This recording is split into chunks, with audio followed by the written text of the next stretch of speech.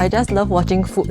I love watching people eat. Being able to hear like the crunch. Or even, pouring a can of Coke and then hearing like the bubbling sound. But that sauce, ooh, that is good. So good.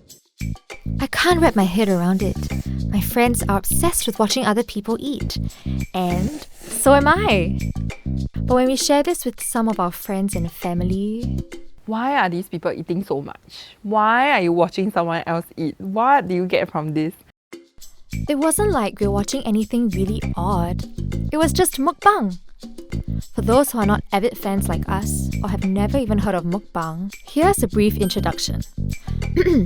Mukbang combines the Korean word for eat, myeokja, with the word for broadcast, bangsong.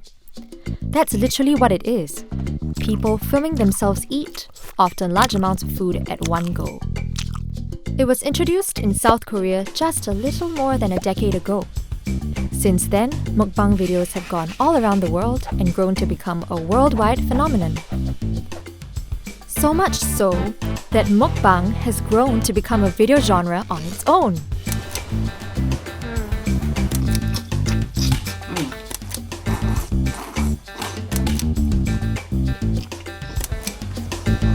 But it should come as no surprise since views of mukbang-related videos grew more than 3 times in 2019. And here in Singapore, searches for mukbang spiked in May 2020. So my friends and I are definitely not alone in this. Which really leads me to wonder, what makes watching strangers eat on screen a compelling thing to do?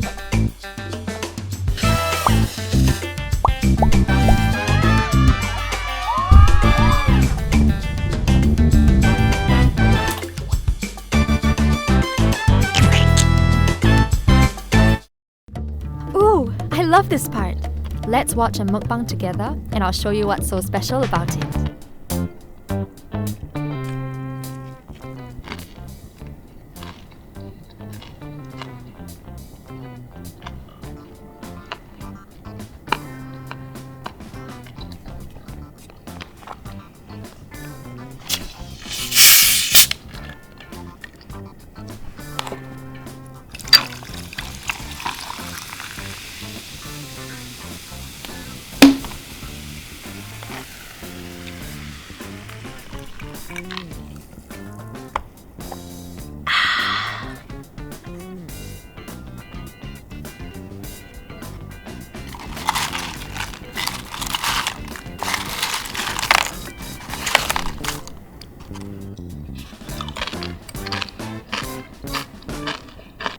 So I think part of the reason why some of us enjoy watching mukbang so much is because of how immersive the content can be.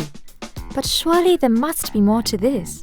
Probably most of us go to mukbangs to see the food, right? So at least the food should be like the main priority and the thing that they're showing the most in the video. It's a very visual experience about eating as well, something that activates your 5 senses. In that aspect, I think how you place the food really matters a lot because it really appeals to the eyes. When the food looks good, right, or it's presented very well, then it kind of whets your appetite to want to eat a little bit more.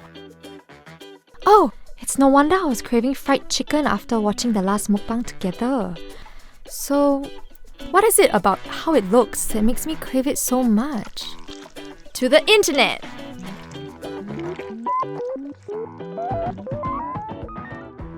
I'm Deirdre Barrett. I'm a psychologist. I teach at Harvard and do research here. And I also write books. I'm the author of 5 books. In her book, she explains what are supernormal stimuli.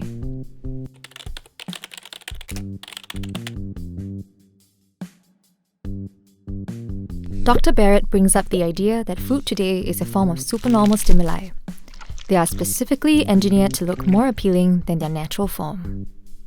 So I think that mukbang pulls the, here's food that looks very sweet and very fatty and sort of looks more intensely stimulating than a real average meal you'd put down in front of yourself does. And they're certainly photographed in ways that emphasize their coloration or their wetness if they're supposed to be moist.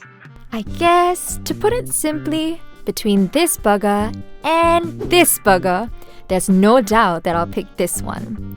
It's no wonder mukbang videos are filled with tons of good-looking food. I think it's about the host as well in terms of the gusto, the eating gusto that the hosts have. It isn't so much about the appearance of like the person who is doing it, but more in terms of the way that the person is enjoying the food. When they crunch, right, the first bite.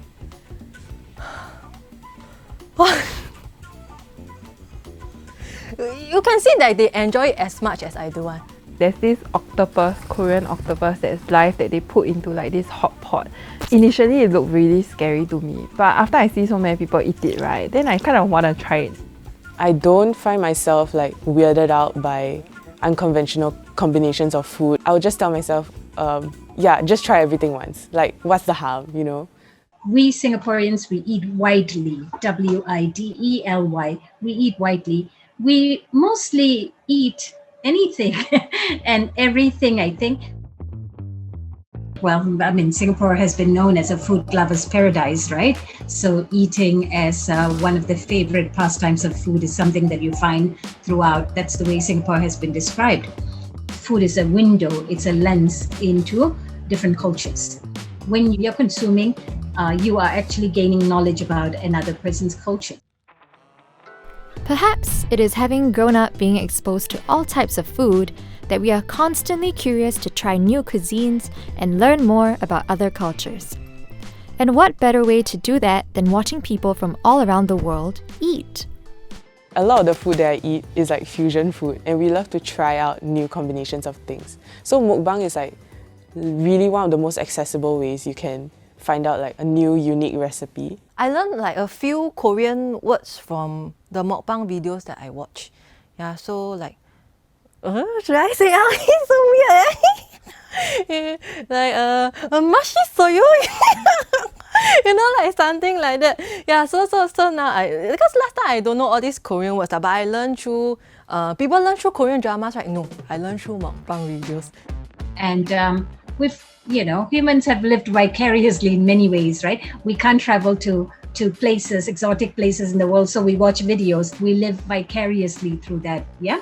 And I think mukbang is that kind of new practice, new phenomenon, I think. Like during lockdown, we couldn't go to restaurants. All the restaurants were shut down. So you couldn't have your favorite food. You couldn't eat whatever you wanted, right? Oh, and that was a huge thing for me because I love traveling. So I guess in a way I look to mukbang to travel because I like eating when I travel, right? Travel in the eyes and stomach of someone else. Yeah, so mukbang has really improved my life in that way. But here, you have, it's like that freedom, that unregulated kind of freedom that mukbang gives you. Yeah, their lives are so vastly like far away from us that it's really like meeting a new pen pal that you could never meet anywhere else.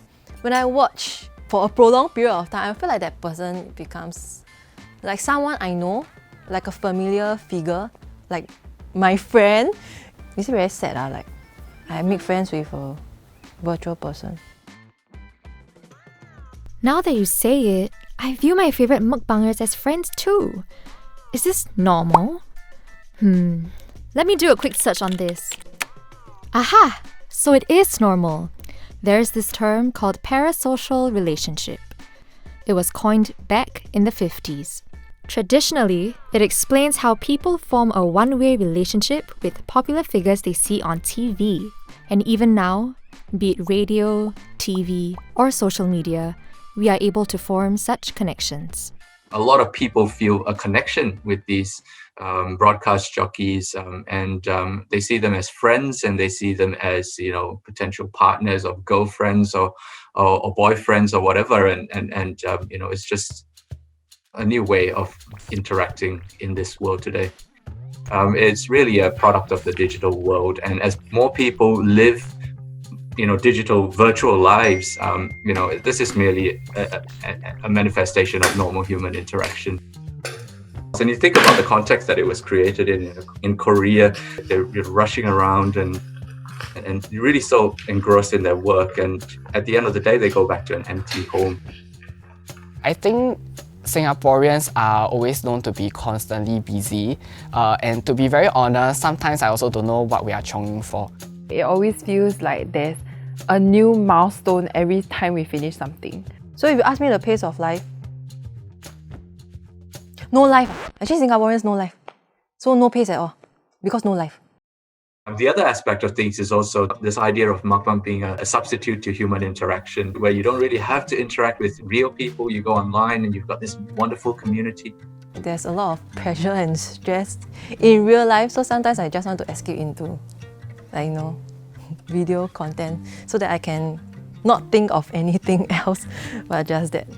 My generation faced another kind of stress. Your generation is facing, a different kind of stress. It's a harsh world for you young people, for you millennials. So how do you deal with the harshness? Food becomes the easiest way. In a world where you can't control so many things, what can you control? So at the lowest level, you're going to have things like mukbang. Mukbang will have its place in the Singapore social scene, I think.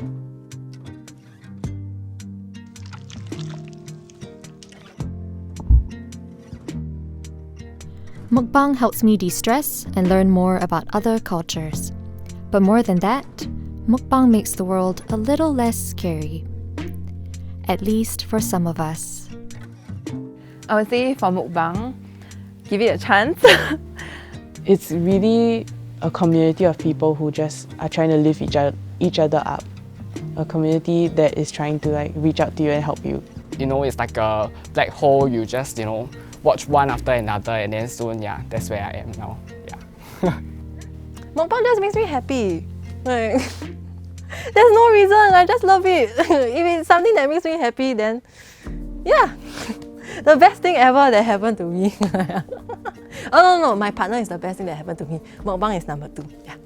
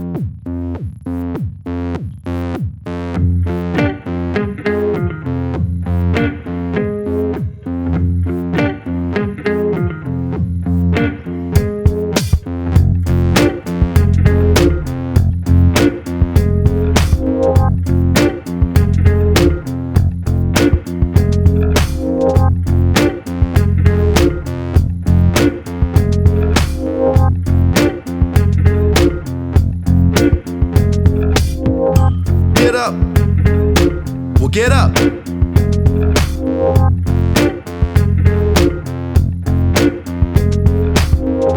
Get up. Well, get up.